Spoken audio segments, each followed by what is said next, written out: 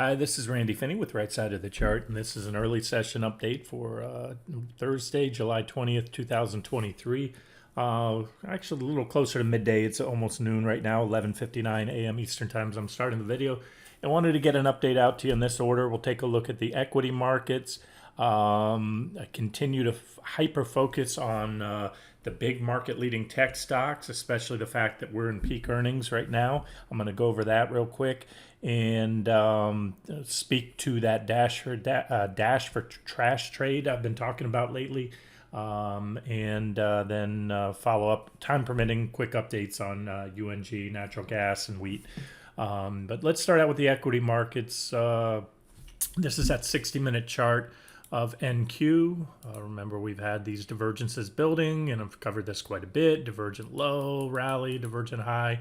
It's just a wash, rinse, repeat within an ongoing uptrend, but an uptrend that's getting, to say that it's getting long in the tooth would be an understatement, a gross understatement. So this is just a 60-minute chart. And again, this is the for the near-term, short-term pullback trade, I referred to it as, that I put out on Tuesday. That has a zigzagging down here. I had the first stop right here where we hit today. Like I said, active traders, and let me speak to this again. I speak to this all the time, but it's very, very, very important. I wear multiple hats. I day trade quite often, very frequently. I swing trade. I even have subcategories I've made up called active swing trading, typical swing trading, longer term swing trading. I think those definitions are pretty clear, but in my head, active swing trading is, what I threw out today. If you want to game those zigs and the zags, or what I call micro squiggles. This is a chart I laid out on Tuesday, coming down here to the level we just hit, gaming a bounce, a relatively small bounce, and then swinging it down to that primary trend line. Last time we hit it right there, it was highlighted and we had positive divergence. That gave us this rally. And as I've been saying for probably 2 months now, that we need to break that to be in order to give us a longer or intermediate term sell signal on the markets, especially the big tech stocks. Unless that trend line goes, it's to me the single most important thing in the markets right now. If there's just one support level or trend line to watch, it's that. Now there's other things out there. We'll watch the S&P 500. I'll watch other, horizontal support levels and everything else. But so that's it. And then today I, extended out. So far we are bouncing off that level. Let me go back to that was Tuesday's chart. Let me go back to where we're at. It doesn't look like much. You have to zoom really close in there and see. And if you're new to the site, I often say, or always say, always cover above the support level you're targeting. So if that was the bounce target, you do want to step in somewhat above, because a lot of eyes are going to see it, especially in a strong bull trend. The dip buyers are ravenous right now. They're foaming at the mouth, and you can almost bet the farm that they're going to buy the first good support on the first. Today was almost a 2% down day at the lows. Yeah, you're going to get the dip buyers in there, especially right off the highs. Now, as a downtrend, when this we finally start to get a good correction, I'm talking double-digit correction. You don't have to be at the 10% mark, but when you get down there 5, 6, 7, 8% off the highs, that's where you start to see less vigor from the dip buyers coming in, because they start to get burned going down. So we're not there yet. This is where, in my opinion, again, you can game a bounce. I gave you a bounce target zone. You can see it here in yellow, kind of zoomed in, minimum right there.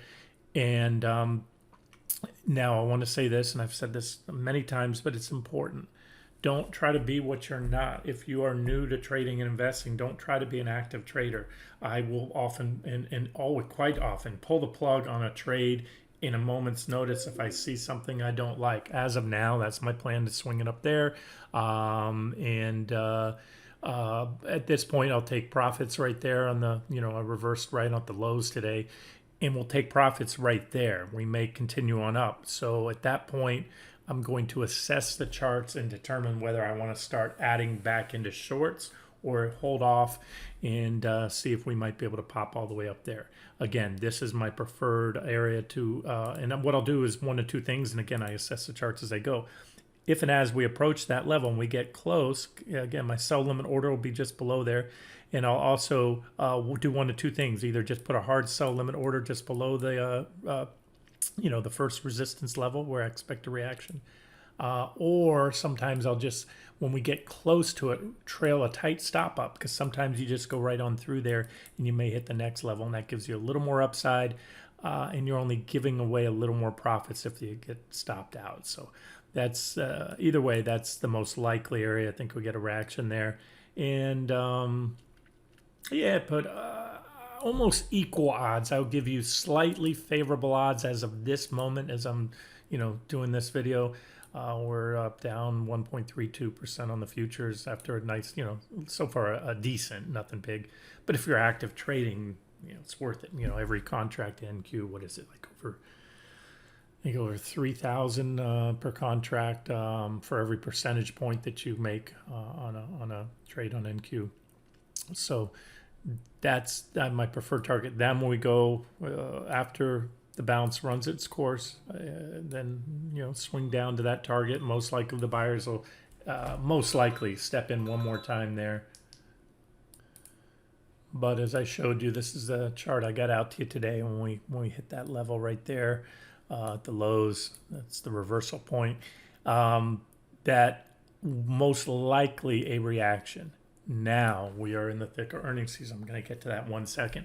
So I'm going to speak to typical swing traders and active traders. If you're an active trader, I shouldn't have to tell you, how to game a bounce and what to do, and how to watch the 5-minute charts and the 1-minute charts and the 15-minute charts and everything else. I'm just showing you a 60-minute chart here. I can't possibly get out all the time frames that I'm looking at and all the indicators I'm looking at, and speak to price action second by second. But that would be a bounce. So a typical swing trader may just hold off. Even in a somewhat active trader, just hold off for that trend line, which is still the near-term target here.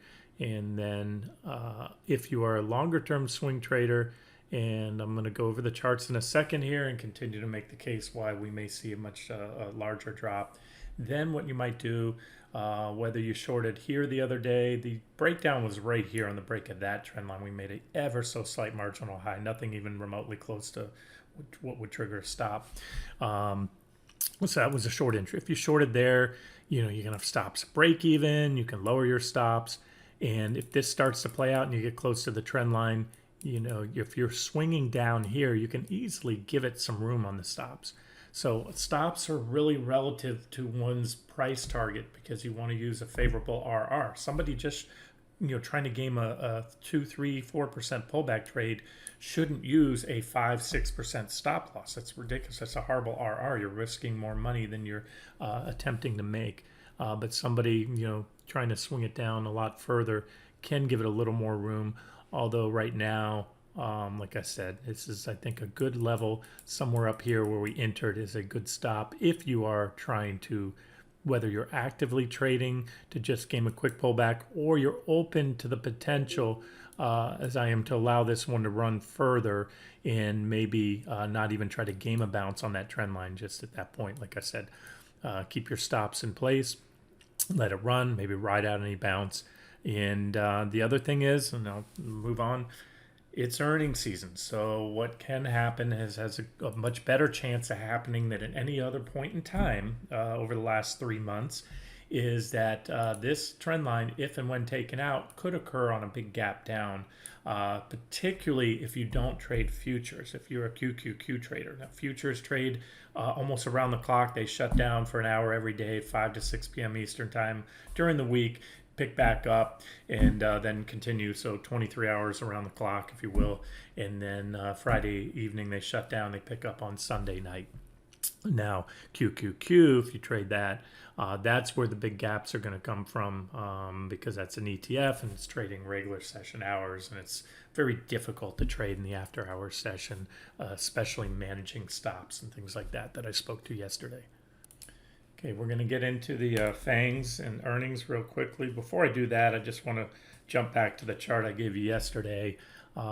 First, I shared this chart in relative to our trades in gold and silver, suggesting to take profits, or even as an active trader turn around and short. because we had a nice clean sell signal, this bearish rising wedge breakdown on the 60-minute chart of the Euro EURUSD.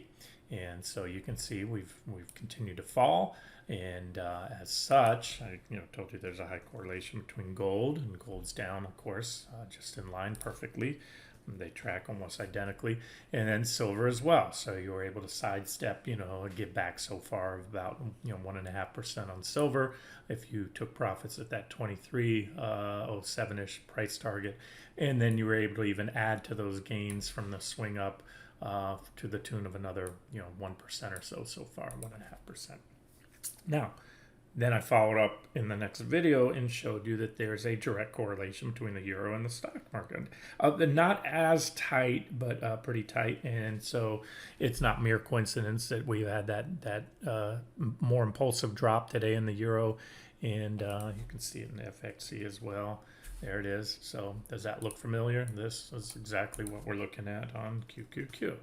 Okay, call it random coincidence, call it what you want.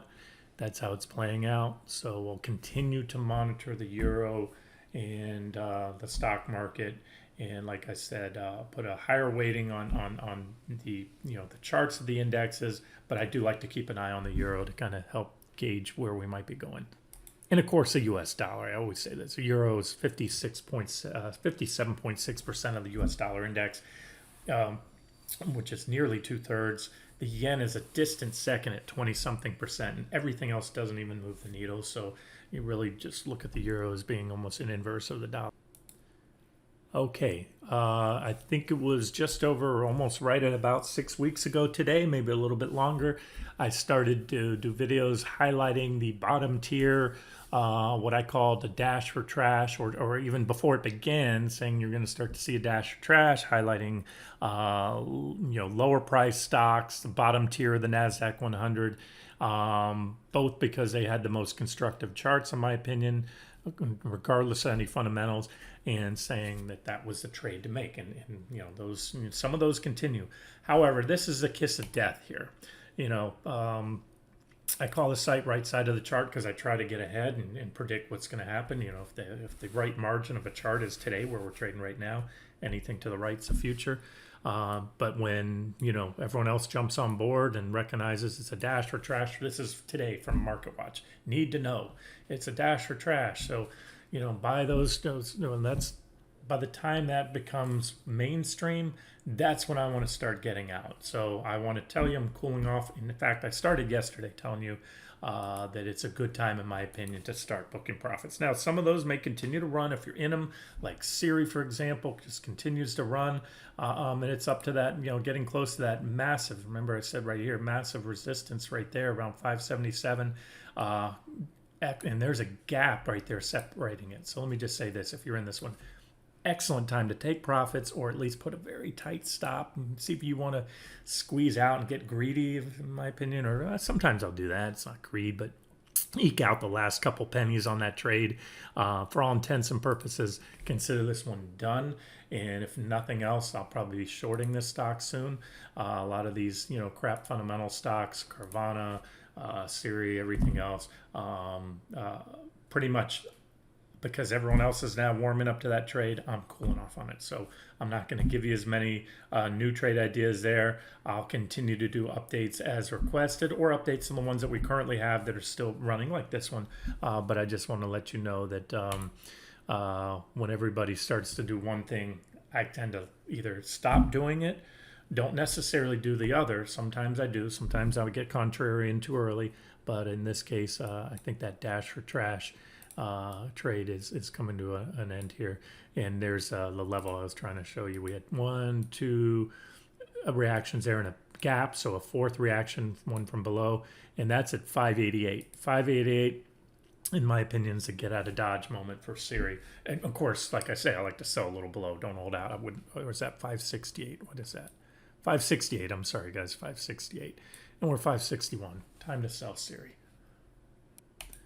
Okay, now we're going to take a look at the market leading stocks. There's been some comments, but this has been just printed repeatedly. There's many articles out there citing the statistics of just how much the top, 7 or the top 10 stocks in the Nasdaq have contributed or been responsible for the gains year to date, and the numbers are they're very impressive. And again, it's almost a Six Sigma event. We've seen there's always been ebbs and flows of under and outperformance of the market leading FANGs or big tech stocks, but this has been unprecedented.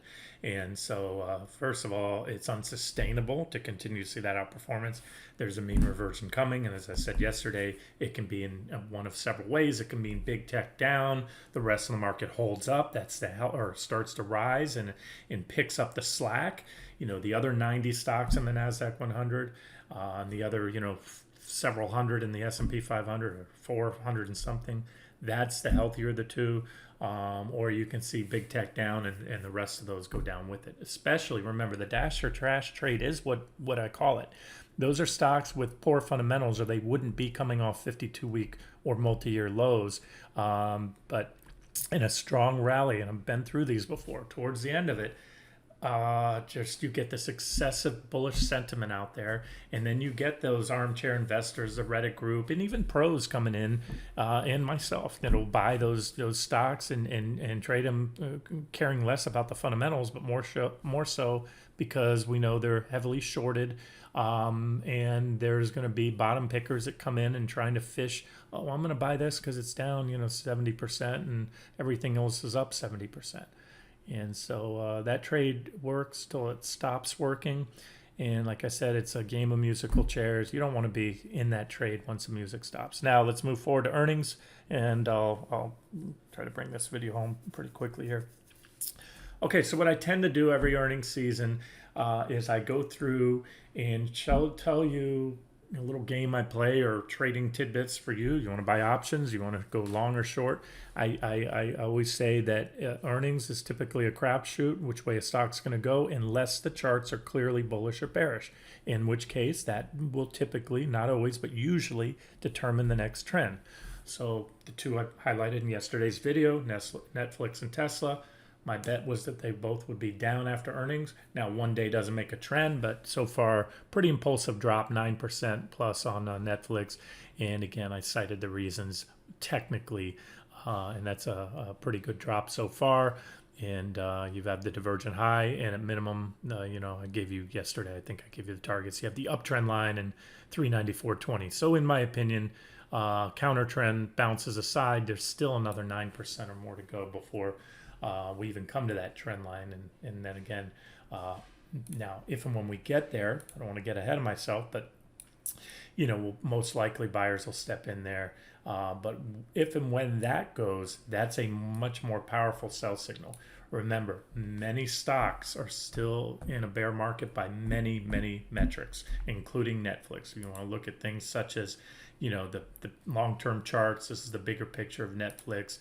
This basing pattern. I covered it yesterday. I don't want to go too far into it. But again, all this stock did so far is rally right up to that 61.8% Fibonacci retracement level. It did it with negative divergence and right to the base, that bottom of that basing pattern, which I highlighted as very big resistance yesterday. So technically induced. This wasn't a crapshoot trade. It was, whatever. The case was made as to which way it would go, regardless of what they reported. And so that's Netflix. The other one was Tesla. Tesla reported last night.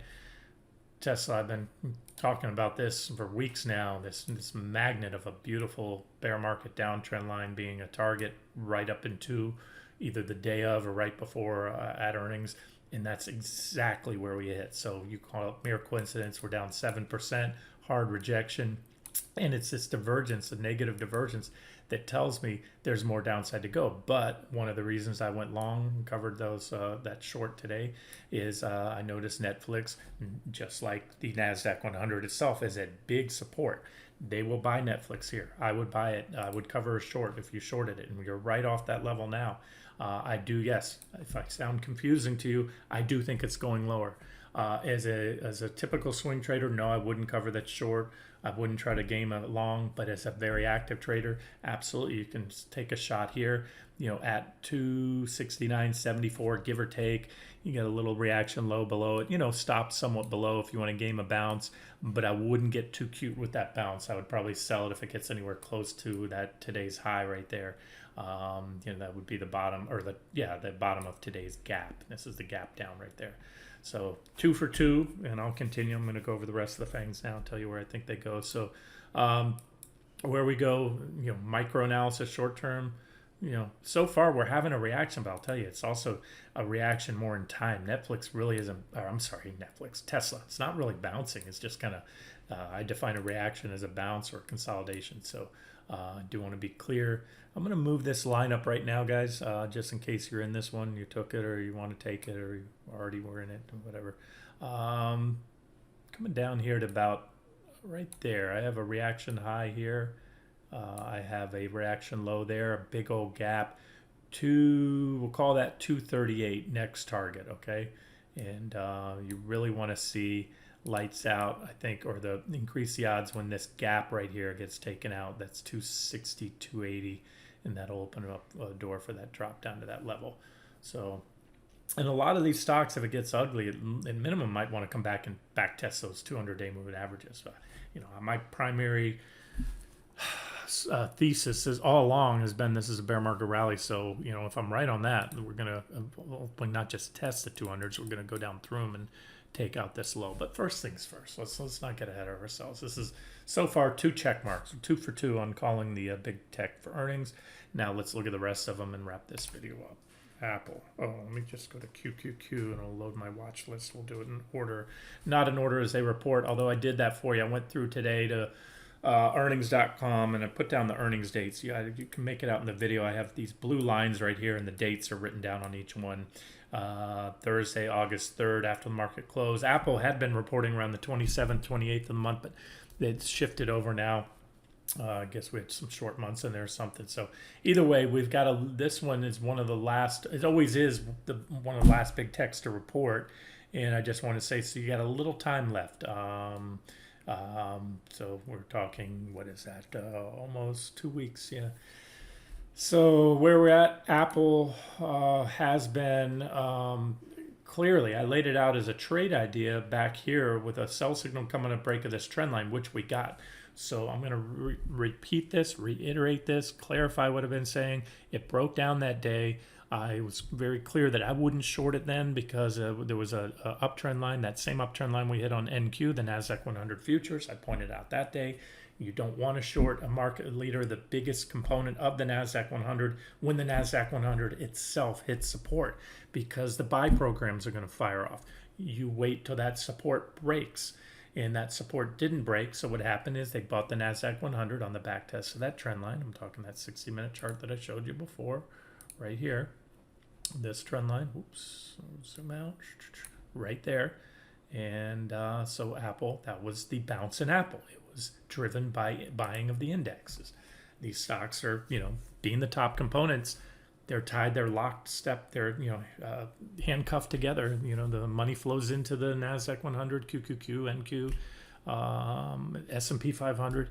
These stocks go up. Money comes out. They have to, take money out of those stocks. So what are we looking at? So we're still back testing. So nothing's changed. As I said, sometimes you break down, you never look back. Quite often you back test. We're back testing, back testing, back testing. You can see I've added a little sub or minor trend line from below. Again, this one's going to report. So even a pre-reporting breakdown, you can take it with a grain of salt. But to me, I just want to say this chart remains clearly bearish. It's already on a sell signal. It's back testing. And what I like to see, as I often say, once you back test, you want to see a rejection, a clear rejection off the back test. That's really your second confirming sell signal, if you will. With earnings in the way, anything it does, up or down, any upside recovery of the trend line should be taken with a big grain of salt, as should any breakdown, but I'll be very clear on this, and as I like to do, I strongly favor this one heading down. The next tradable trend, 5+%, 10% or more, most likely, and even probably much more than that being to the downside. I'm just trying to go over, where I think these things are going. And now remember, there's going to be a lot of big tech reporting before August 3rd. And so they're going to most likely influence Apple. But I think what we've seen today, and watch for this, guys, I'm telling you, the developments to watch for is these other big techs report. So what happened is in Netflix and Tesla as a double whammy, it kind of, a little bit, not a complete knife through the heart of the bulls, but a little poke in the ribs, with that knife, saying that, hey, these guys aren't bulletproof. And so if that trend continues, the more and more you see of these big tech stocks as we report over the next couple of weeks here that do move down big after earnings, you can start to see this snowball and talk about a rush for the exits, at least the potential for it. But again, there's the technicals. So we need to take that trend line out. There's earnings. So just be careful or aware that whatever you take before earnings, things can go the other way. But I suspect we'll have a breakdown. There's too much time. I think you're going to see nervous profit taking come out of Apple. I would put good money that we're down even before, down below where we are today before they even report. That would be my guess. All right. That's all I'm doing here, giving you my best guess. All right, Microsoft. So Apple, calling for Apple down. Microsoft definitely down. Basically, I'm going to just tell you now, and no surprise, I'm sure there'll be some chuckles in the comment section. I'm calling for all of them down because of the same dang technicals. Big divergences. Microsoft, remember a few weeks back, it was the one I had the least confidence in because I wasn't crazy. This was a trend line I was using, but there was a big violation down here. That was a post earnings. See, there was earnings sold off, little nervous selling into earnings, and then a big pop, all AI driven. This was when the AI bubble really started to hype up, and Microsoft got all giddy with their Bing integration with ChatGPT and all that good stuff. And so, long story short, the technicals are what they are. So I want to just say that trend line, it's still in play. You had a breakdown here. If you just exclude that as a whipsaw, and that will happen from time to time, you have enough reactions to help validate that trend line. And basically, this is just a high-level back test. So a breakdown and a back test, and followed by, so far, an impulsive rejection. Remember, I like to see that rejection. Now, what I've done since the last update I've given you on Microsoft is today I've added this alternative trend line right here, or what I like to call BOD, benefit of the doubt trend line. And that means, if you give it the benefit of the doubt, wait for this trend line to go, and that should be lights out. You still have this recent trading range in Microsoft too, and so that level right there, about 325, that would really, in my opinion, open the door for a much bigger drop if that's taken out. So there's the analysis on Microsoft. Based on the technicals, I absolutely also favor that one down. And I'm talking, in the coming days to weeks after earnings, not just what happens in the after-hour session. Next one up is Alphabet, GOGL.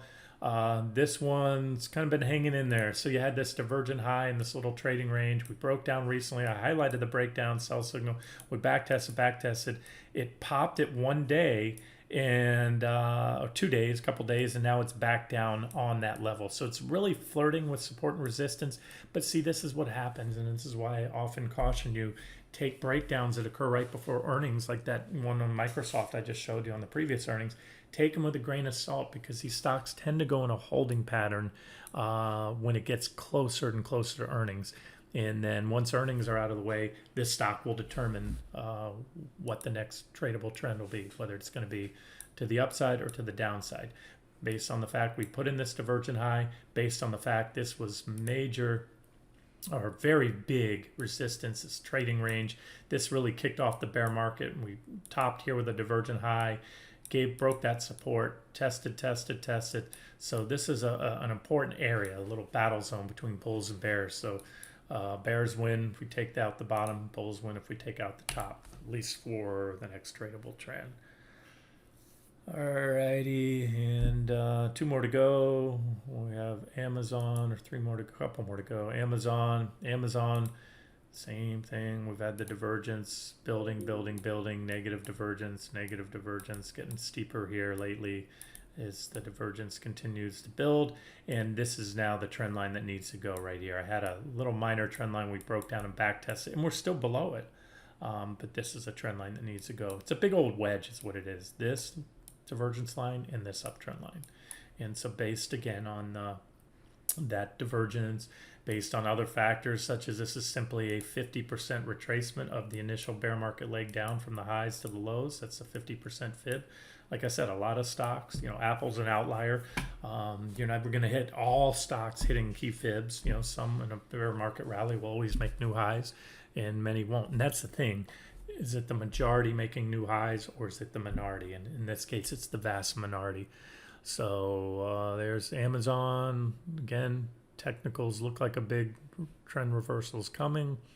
We'll see. We should know shortly. NVIDIA.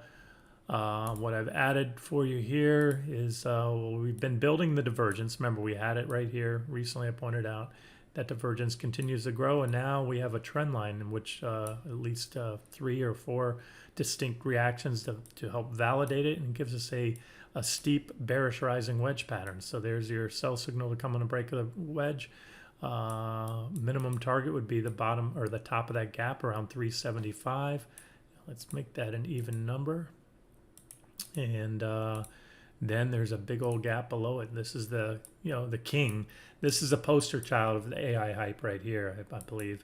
And so let's see what happens. This one, they report, by the way, on August 23rd. So you got a while to go. Semis I'm going to cover in another video. That's definitely worth covering right now. A couple more and we're done. Tesla. Oh, I already covered Tesla. Meta and Apple were the two kind of official. I laid out targets for you, put them as trade setups, and that's what they really are. Meta has just been, technically, if you zoom in here, it broke down, but it's really been just hugging that trend line for the most part. Nothing impulsive. Every candlestick is closing on or above the trend line. So what I've done is given you now a little minor trend line that may do the trick.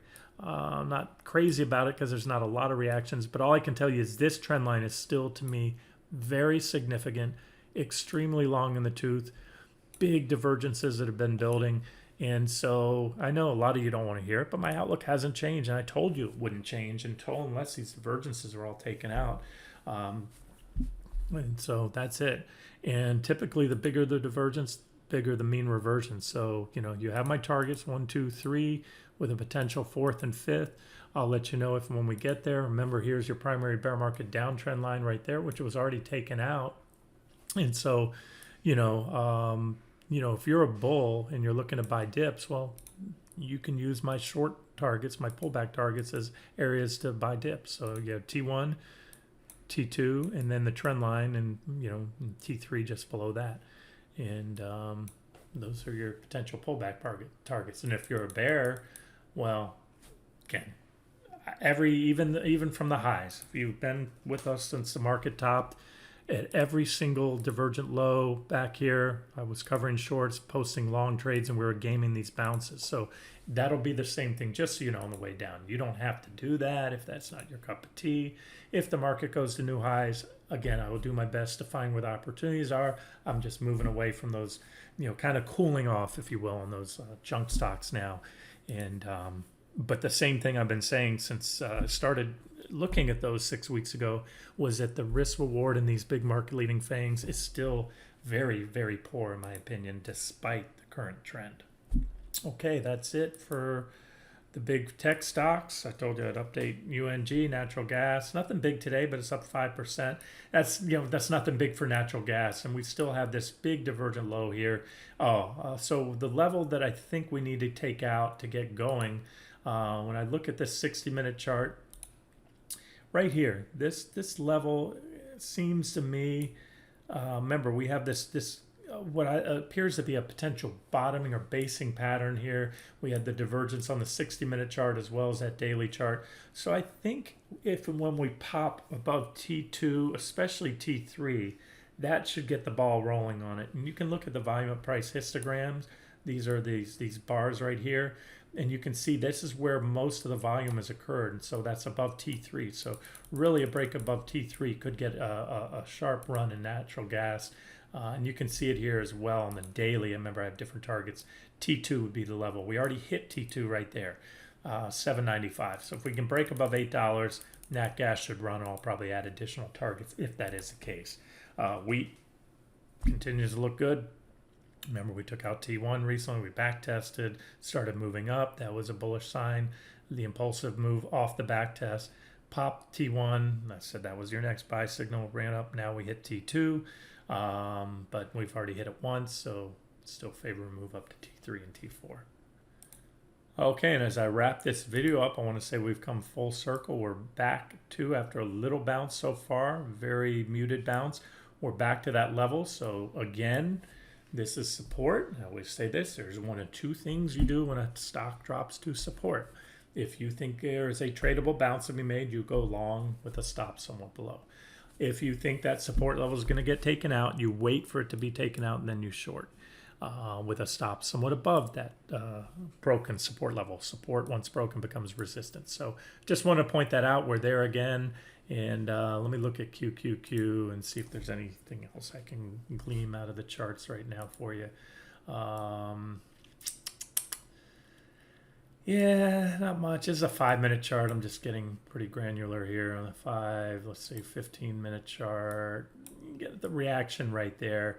There's a lot of thin air below that. So if you look at the volume at price histogram, see you have this reaction right here. But look at these histogram bars. This is where most of the trades in the last couple months have occurred right here. Well, and second to this area, obviously you can see all the trades there. You can see the histogram bars coming out here, here, here.